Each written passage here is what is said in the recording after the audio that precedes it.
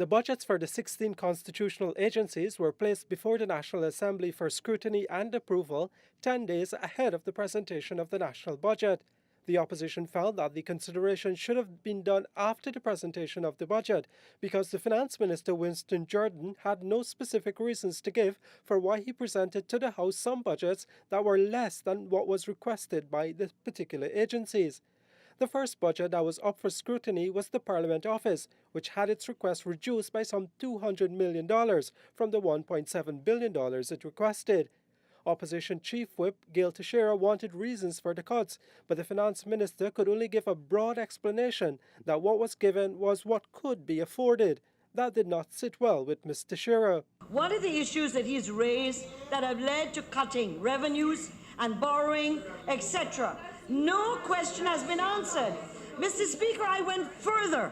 I proposed to this House that because there's a mistake that's being made, and we made a mistake, I'm not blaming government, it's an oversight, that the Ministers of Finance budget speech should come prior to any budget agency, and therefore should come prior to the constitutional bodies. The Finance Minister had no comment to make, did not even get up to say he had no comment to make to the request for the budgets of the constitutional agencies to be considered after he presents his budget speech to the National Assembly on November 27th.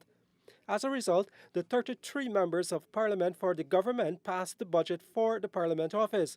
The opposition members, 25 altogether in the House, voted against the $1.5 billion, saying they were in support of the original request from the Parliament Office, the $200 million more. As the process moved along to the spending for the Auditor General's office, the argument again arose about the cuts without a good explanation, and a fiery encounter erupted in the House.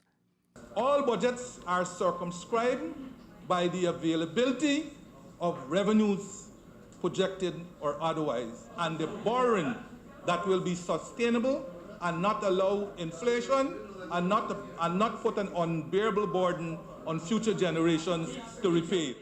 What we would expect is that the minister would submit himself to questions as to why he believes these agencies should be cut. He got up very early, my learned friend over there, and said, well, I can't answer you about how the people are going to spend their money. For example, the clerk. The clerk must say how he will spend his money. I am giving a lump sum. We on this side of the House have questions about how you arrived at that lump sum. And the only response we have been getting has been a very opaque, a very bullish response that says no comment. The Fiscal Amendment Act of 2015. By this act, they outline the procedure. They excised the Minister of Finance and the Ministry from the budgetary process and directed the constitutional agencies to bring their budget directly here with a copy sent to the Ministry of Finance, the purpose of which was to insulate these budgets from the Minister of Finance in order to preserve the integrity and autonomy and independence of these agencies.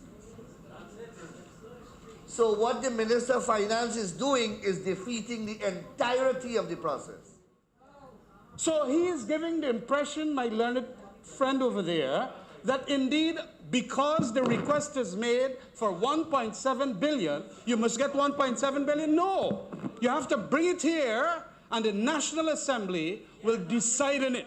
He says that we must come to this House and pass this and decide what must be passed. Right. What is the definition of this House?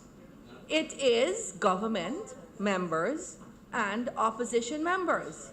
It does not comprise of government members alone who will come and railroad through their cuts. We want to honor the provision of the Constitution. Article 222 of the Constitution has an overarching protection for constitutional agencies. and to protect their independence, because they, when they were in the government, these honorable members, they refused to guarantee the independence of this National Assembly. They refused to guarantee the independence of the judiciary. They refused to guarantee the independence of the Elections Commission so that they could manipulate them using finance as a weapon of control and manipulation. And they must speak, the honorable member, be speaking with flat tongues here today in this honorable house when they come here to defend the constitutional agency. What a day of shame that those people who